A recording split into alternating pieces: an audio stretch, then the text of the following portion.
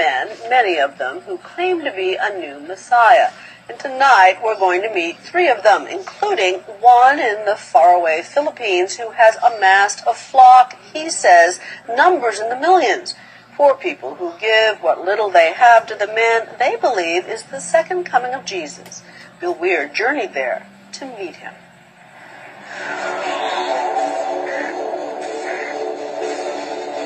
Throughout the Bible, prophets, angels, and Jesus himself all promised that the Son of God would return to create heaven on earth. And throughout the ages, billions of Christians have wondered, when? But what if the second coming is here, now? There are a number of would-be messiahs who claim exactly that, and few are more physically convincing than a former Russian traffic cop named Sergei Torop.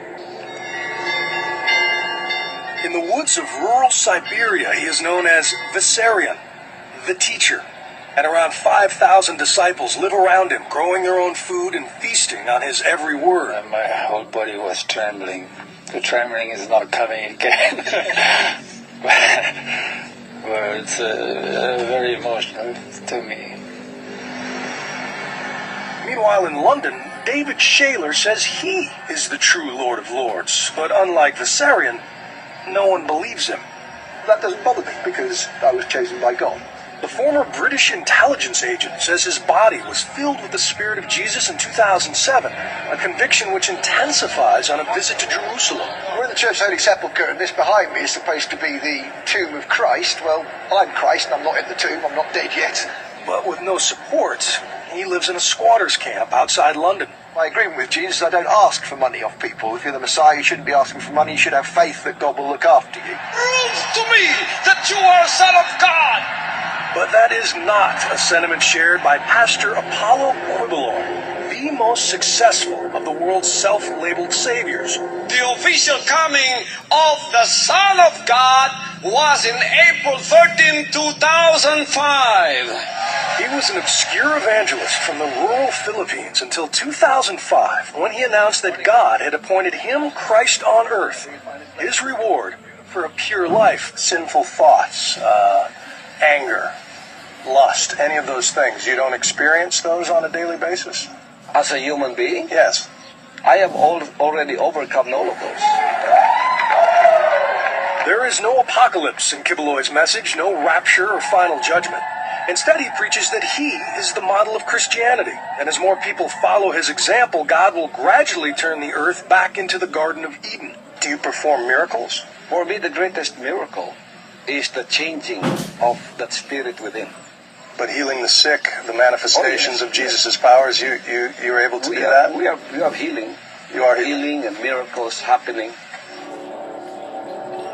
After taking his place as the appointed son, Kibeloy's ministry has exploded. He claims to reach 6 million followers with his satellite TV network, numerous publications, private jet, and personal helicopter. All the better to avoid the bumpy road and impoverished villages that lead to the walled compound he calls the Kingdom of Jesus Christ. Here is his 5-bedroom home, surrounded by manicured gardens of imported grass. So this is your Garden of Eden? This is what we call the Garden of Eden restored. It's easy to see why this claim resonates in a country where 30 million endure crushing poverty with open hearts. This family lives just down the hill, next to the dump where Pastor Kibeloy's garbage is burned. If you could be anything in the world, what would you want to be? Go to heaven. To them, heaven really could exist inside Kibeloy's gates, and it's why hundreds line up to carry his parasol. All the workers who toil in the grinding heat of the kingdom are volunteers, here to glorify the Father. Do you get paid for this? Juju tells me he gets $40 a week to feed his family. Minimum wage. And like the rest of the kingdom, he's expected to give 10% back to Kibeloy. This may be the most beautiful spot in the Philippines, and it's paid for by people who live on $2 a day. So how do you justify your lifestyle? I mean, your watch could probably feed 100 families for a month. If it is not God's will for me to have these things I have, Yeah. you can take it away. It is God's will that we follow. If it is God's will for us to live like this, you can have a broken heart looking at me, but what can you do? But they get their understanding of the will of God from you. Yeah. And this nice young man wouldn't be holding this umbrella if he didn't believe the things you say. For us here, we see everything as a ministry.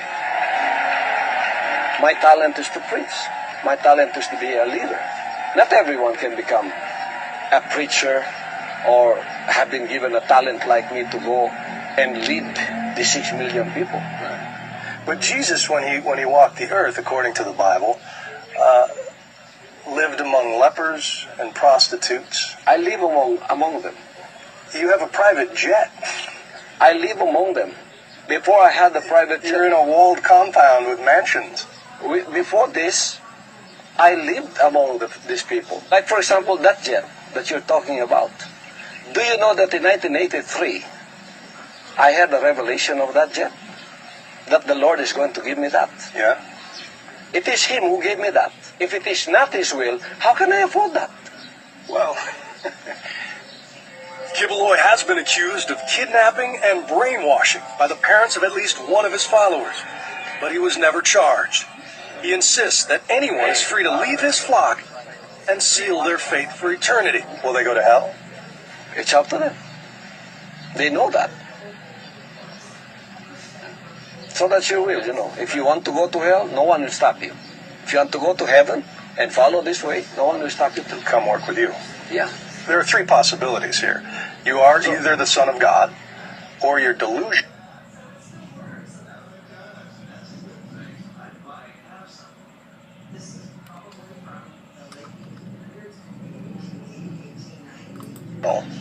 Or you're a very successful con man. I respect your point of view. But I resent what you said that your followers will say, I'm a con man with a speaking ability that I've tried to con people. That is not who I am. I'm not trying to con people. I am speaking the truth. Skepticism is across all modern